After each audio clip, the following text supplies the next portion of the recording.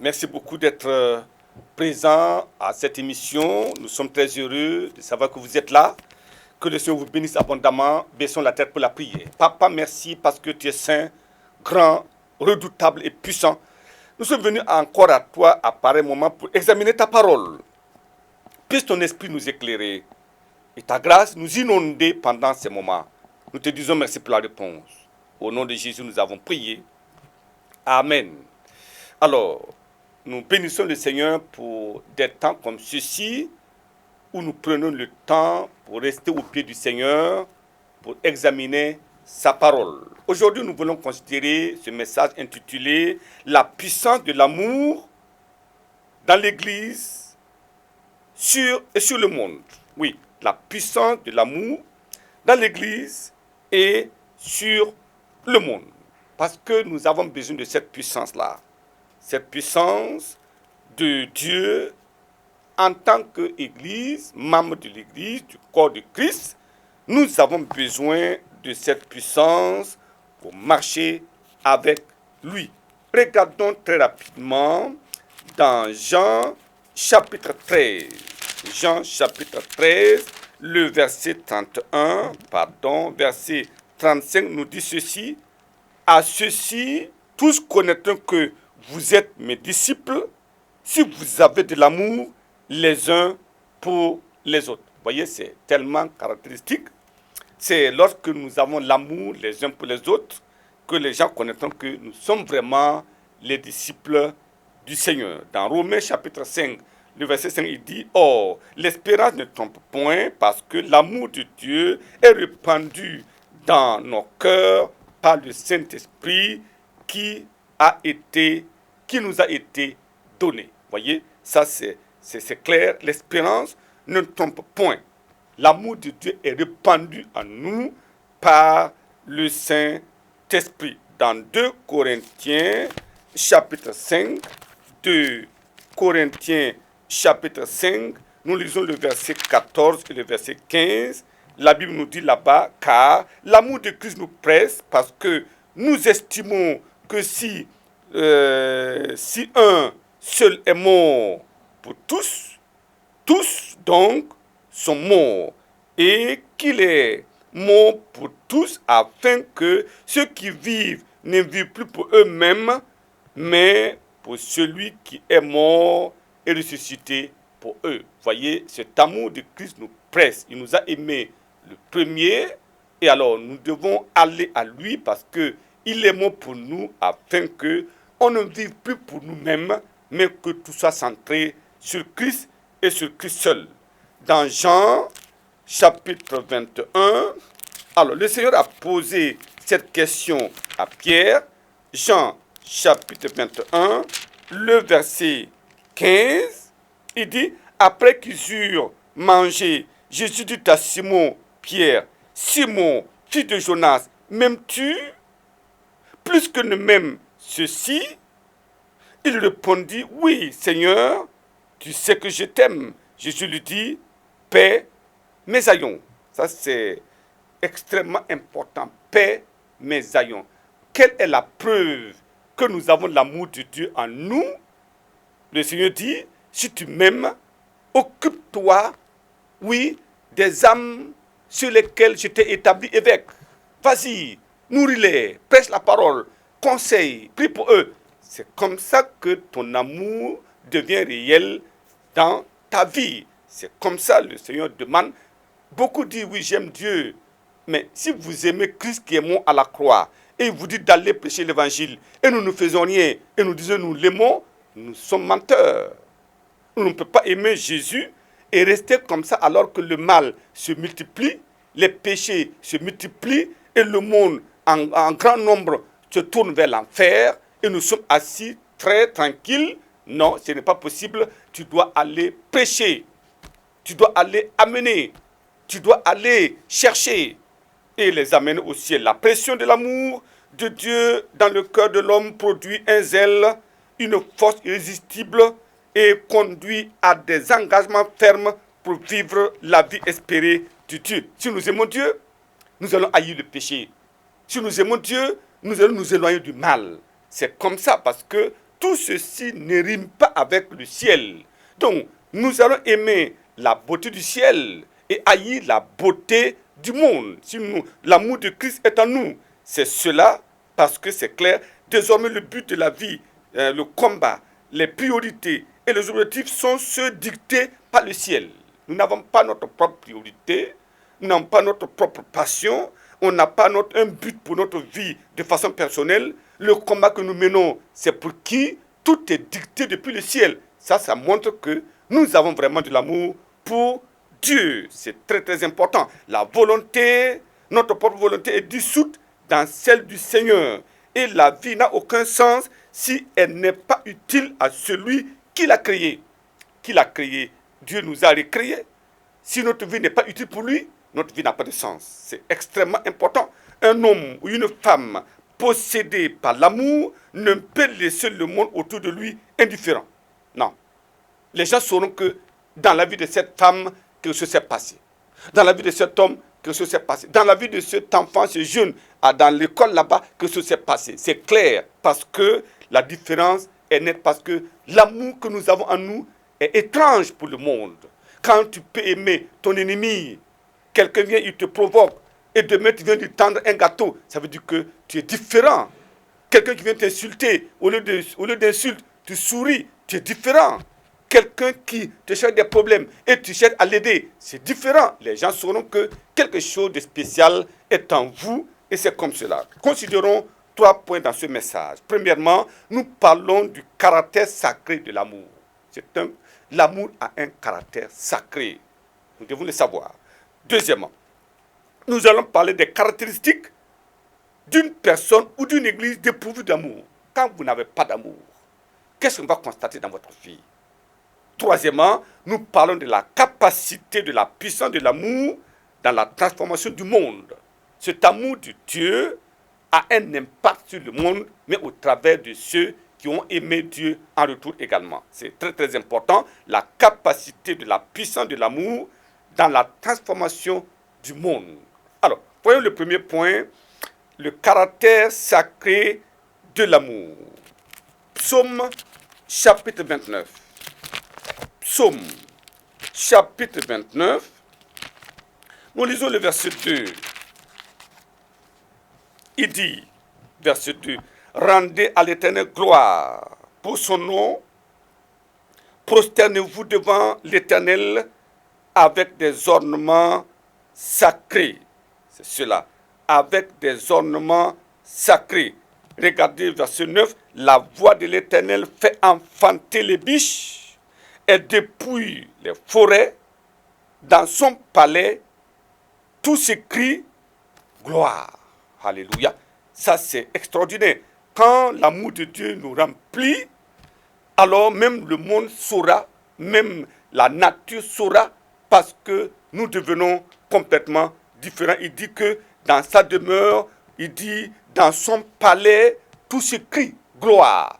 Tout est pour la gloire de Dieu. Notre vie doit être à la gloire de Dieu. Nos pensées, nos objectifs à la gloire de Dieu, parce que nous sommes remplis de cet amour-là. C'est très très important. Prosternez-vous avec des ornements sacrés. Ça veut dire un cœur pur, des pensées pures, des motivations pures. C'est cela qu'on adore Dieu. On ne vient pas avec la colère, ou avec l'animosité, ou avec la ruse, ou la jalousie, ou la haine. Non, tout est enlevé. Nous sommes maintenant des instruments sacrés pour Dieu et nous pouvons être utiles dans la maison de Dieu. En quoi l'amour est-il sacré? Premièrement, c'est la nature de Dieu. Amen. Quand vous lisez 1 Jean chapitre 4, le verset 16, on ne pourra pas le lire. Ça, c'est la nature. Dieu est amour. C'est cela. Deuxièmement, c'est le fondement de la relation entre Dieu et les hommes. Pourquoi? Quand vous regardez Jean, lisons ceci, Jean chapitre 3. Jean, sans amour, il n'aurait jamais eu de salut. Jean chapitre 3, le verset 16. Il nous dit là-bas, vous le connaissez très bien, car Dieu a tant aimé le monde qu'il a donné son Fils unique, afin que quiconque croit en lui ne périsse point, mais qu'il ait la vie éternelle. C'est la centralité, c'est le nœud. Donc, c'est la fondation de la relation entre Dieu et les hommes. Troisièmement, c'est un commandement de Dieu. Voyez, c'est un commandement de Dieu. Quatrièmement, c'est l'accomplissement de la loi. Quand vous lisez Romains chapitre 13, verset 10, quand vous manifestez l'amour, c'est l'amour là, c'est l'accomplissement de la loi. Tout est inclus dans l'amour. Sixièmement, c'est ce qui fait du croyant le sel de la terre et la lumière du monde. C'est cela, cet amour va rayonner, les gens vont voir. Les gens, quand vous avez de l'amour, vous êtes bon quand les gens se mettent à côté de vous. Quand vous avez de l'amour, vous êtes la lumière. Parce que les gens verront des choses étranges qu'ils n'ont jamais vues. Et c'est comme ça que vous devenez le sel de la terre et la lumière du monde. Septièmement, c'est comme le carburant pour un moteur. L'amour, alors, l'amour est la force motrice pour les croyants dans sa marche chrétienne. Qu'est-ce qui va nous séparer de l'amour de Dieu? C'est la mort, la tribulation, l'angoisse, quoi? Rien, pas possible. Est-ce que c'est les profondeurs, la nudité, la tribulation? Rien, parce que nous sommes pleins d'amour et nous marchons par la foi. Deuxième point, nous parlons des caractéristiques d'un homme ou d'une église dépourvue d'amour. Si nous sommes un homme sauvé, une femme sauvée, qu'est-ce qui marque que l'amour de Dieu n'est pas là? Si nous sommes une église, qu'est-ce qui démontre que l'amour de Dieu n'est pas là?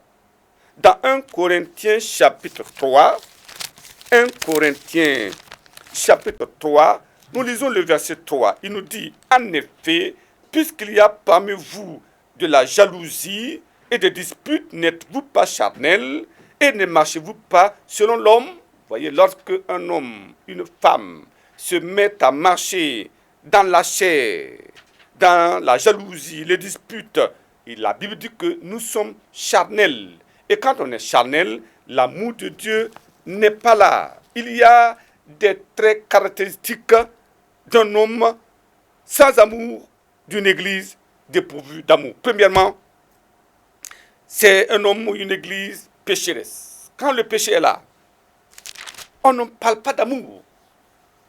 Regardez 1 Corinthiens chapitre 5, le verset 1. On entend généralement dire qu'il y a parmi vous de l'impudicité. Et une impudicité telle qu'elle ne se rencontre même pas chez les païens. C'est au point que l'un de vous a la femme de son père. Voyez, quand vous lisez la suite, alors l'apôtre Paul était véhément, il a parlé de cela en disant, mais comment cet amour comme ça? Il dit non, il dit au verset 3, pour moi, absent de corps, mais présent d'esprit, j'ai déjà jugé comme si j'étais présent celui qui a commis un tel acte. Il dit au nom du Seigneur Jésus, vous et mon esprit étant assemblés avec la puissance de notre Seigneur, qu'un tel homme soit livré à Satan pour la destruction de la chair, afin que l'esprit soit sauvé au jour du Seigneur. Ça, c'était la passion. L'apôtre Paul était excédé de voir que dans les croyants, au milieu des croyants, on met des péchés que le monde ne commet pas, se retrouve parmi eux. Il dit non. Est-ce cela l'amour? Non. Quand il y a ceci, c'est clair que l'amour n'est pas là. Deuxièmement, une personne ou une église indolente, tiède, moribonde, insouciante. En ce moment, on ne parle pas d'amour. Quand on a l'amour, l'amour de Christ nous presse, nous donne du zèle, nous donne de l'emphase, nous permet de courir ça et là pour le Seigneur qui est mort pour nous. Mais nous disons, j'aime Jésus, mais nous sommes là, tièdes. Allons faire ceci, oh, je ne peux pas. On va aller faire ceci, oh, je ne peux pas. Non. Insouciant, regardant le monde, ça, ce n'est pas l'amour. Troisièmement, c'est un homme, une femme ou une église mondaine. Quand le monde remplit le cœur du croyant, en fait, ça veut dire que nous n'aimons pas Dieu. Regardons ce que la Bible dit. Et les gens vont donner une autre connotation de la mondanité. Mais regardons ce que Dieu dit. Actes des Apôtres, pardon. Jacques, chapitre 4, le verset 4. Adultères que vous êtes, ne savez-vous pas que l'amour du monde est inimitié contre Dieu? Celui donc qui veut être ami du monde sera ennemi de Dieu. C'est clair. Là, la Bible, elle est précise. Si nous voulons aimer le monde, nous devenons ennemis de Dieu. Dieu a son royaume, avec ses lois, avec la beauté du royaume. Et Dieu voudrait que, étant entré dans ce royaume, nous allons aimer cette beauté du ciel, nous affectionner aux choses d'en haut, que la vie d'intégrité, de pureté soit notre attachement. Et Dieu dit, mais voici mon enfant, il me ressemble. Mais non, au contraire, je suis enfant de Dieu, mais on se souille. Enfant de Dieu, on s'habille en laissant les choses dehors, on s'habille en attirant les gens, en les amenant à commettre le péché indirect avec nous. Comment on peut dire que nous aimons le monde si nous sommes maintenant un objet pour faire tomber des gens? Ce n'est pas possible. Alors, Dieu a décrit les choses. Ça veut dire que nous avons besoin de faire attention, sinon l'amour de Dieu n'est pas là. Quatrièmement, c'est une personne, un homme, une femme remplie de division ou jetant dans la division, la haine, des disputes. Est-ce que cela est convenable à un croyant d'être dans des disputes, la haine? Non. Une église qui est versée dans ces choses? Non. Ce n'est pas de l'amour. Cinquièmement, c'est une personne, une église affairiste et remplie de cupidité. La cupidité va nous jeter dans des tourments seulement et dans des problèmes insolubles. Ce n'est pas de l'amour. Et l'avant-dernière chose, c'est une église ou une personne orgueilleuse, remplie de compétition. Nous sommes en de compétir. Pour aller où? Non. L'orgueil, c'est le premier péché commis dans le ciel et qui a engendré tous les débâcles que nous avons, toutes les débâcles que nous avons sur la terre. Il ne peut pas accepter cela. Et enfin, c'est une personne dans une église sans passion, sans vision pour les âmes. Vous voyez les âmes qui meurent, ça ne nous dit rien. On ne fait rien. Pas de plan, pas de projet, pas d'évangélisation, pas de concertation. Tout cela montre que, alors quelque chose ne va pas, nous devons changer. Dieu va nous aider certainement au nom de Jésus. L'amour de Dieu va nous pousser plus loin que cela. Troisième point, nous parlons de la capacité, de la puissance de l'amour dans la transformation du monde. Quand nous sommes remplis de l'amour, qu'est-ce qui va se passer? Voyez, Ésaïe, chapitre 1. Ésaïe, chapitre 1. Nous lisons le verset 15. Quand quelqu'un se met au contact avec Dieu, qu'est-ce qui va se passer? Verset 15. Quand vous étendez vos mains, je détourne de vous mes yeux. Quand vous multipliez les prières, je n'écoute pas. Vos mains sont pleines de sang. Voilà l'attitude que Dieu a envers quelqu'un qui se réclame croyant, priant, et ses mains sont pleines de sang. Le péché remplit sa vie. Il dit, vous priez, mais je n'écoute pas. Alléluia. Et maintenant, il dit, lavez-vous, purifiez-vous, ôtez de devant mes yeux la méchanceté de vos actions, cessez de faire le mal. Apprenez à faire le bien. Voilà l'indication. Cessez, abandonnez tout cela et venez à lui. Et maintenant, quand ça s'est fait, verset 18, venez et plaidons, dit l'Éternel. Si vos péchés sont comme le cramoisi, ils deviendront blancs comme la neige. S'ils sont rouges comme la pourpre, ils deviendront comme la laine. Il dit, venez, j'ai la capacité de vous rendre purs. Ça, c'est un miracle en préparation. C'est un appel. Il dit, oui, sinon, vous priez, mais vous perdez du temps. Vous allez à l'église, vous perdez du temps. Parce que le péché est là. Vous avez besoin de la purification. Venez, plaidons, parle à moi et je te parlerai. C'est comme cela, il dit qu'il va changer notre nature. Et quand ça se fait, ça veut dire que quelque chose de fondamental va se passer. Quand le Seigneur nous lave et nous purifie, il nous lave de nos péchés. Première chose que nous allons faire, verset 17, apprenez à faire le bien. Après le pardon, apprenez à faire le bien, recherchez la justice, protégez l'opprimé, faites droit à l'orphelin, défendez la veuve. Voilà, ça c'est le premier pas d'un homme sauvé par grâce. Il fait demi-tour, le mal qu'il faisait c'est fini. Il se tourne maintenant vers le ciel et il est consacré à faire des choses qui plaisent à Dieu. Et c'est comme ça que, éventuellement, alors les choses commencent dans sa vie. Alors, l'amour est l'expression de notre véritable appartenance à Christ. On peut lire Jean chapitre 13, versets 34 à 35. L'amour dans le cœur du croyant est le fondement indiscutable de notre amour suprême pour Dieu. Nous l'aimons de tout notre cœur, notre âme, notre esprit, notre pensée. Tout est en nous et imbibé dans cet amour pour Dieu. Et nous avons notre passion pour les âmes. Gloire à Dieu. Alors, l'amour possède une puissance redoutable et irrésistible. Car avec l'amour, on peut conquérir le monde.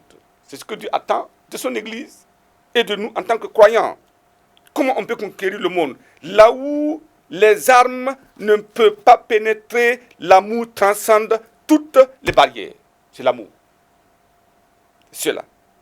Deuxièmement, l'amour brise la puissance de la brutalité, de la haine, de la vengeance pour conquérir les âmes. Nous allons à la conquête des âmes. Par amour. Il n'y a pas d'ennemi. Il n'y a pas de concurrent. Nous aimons les âmes et nous voulons que ces âmes soient sauvées. Troisièmement, la compassion dictée par l'amour surplombe les obstacles pour prendre soin de l'âme, du corps, l'esprit des personnes en souffrance. Vous voyez, quelqu'un qui est en souffrance, notre amour va nous pousser à aller pour l'aider, pas seulement pour son corps, mais pour son âme, pour son esprit. Et c'est cela, parce que nous savons que la personne peut mourir, mais si elle meurt sans Christ, elle va où? Non, nous sommes pressés pour faire quelque chose pour lui ou pour elle. Alors, quatrièmement, la pression de l'amour pousse au sacrifice même suprême pour les âmes perdues. On va aller à gauche, à droite, parler, utiliser tous les moyens possibles pour amener les gens, les avertir. Alors, cinquièmement, la prière poussée par l'amour est irrésistible devant le trône de Dieu qui fait bouger sa main, fait éclater la gloire de Dieu et attire la multitude des pécheurs à Dieu. C'est cela la prière. Nous devons prier pour ça. Et enfin, une église où un homme saturé d'amour gagne le monde pour Christ. Et c'est cela notre appel, c'est la preuve que l'amour est capable d'aller là où personne ne peut aller. L'amour est capable de transcender toutes les difficultés. L'amour est capable d'atteindre toute créature dans ce monde, quelles que soient les caractéristiques qui l'entourent. L'amour est capable de faire de grandes choses. Voilà pourquoi l'Église de Dieu est appelée à manifester de l'amour. L'amour, ce n'est pas l'amour du monde. Les gens n'ont pas cet amour-là. Mais nous avons un amour qui vient du ciel. L'amour sacrificiel. L'amour vrai. L'amour qui vient du trône de la grâce de Dieu. Un amour désintéressé. Voilà comment Dieu attend des croyants que nous manifestions cet amour et nous serons véritablement le sel de la terre et la lumière du monde. Et là où il y a le sel, les gens viendront.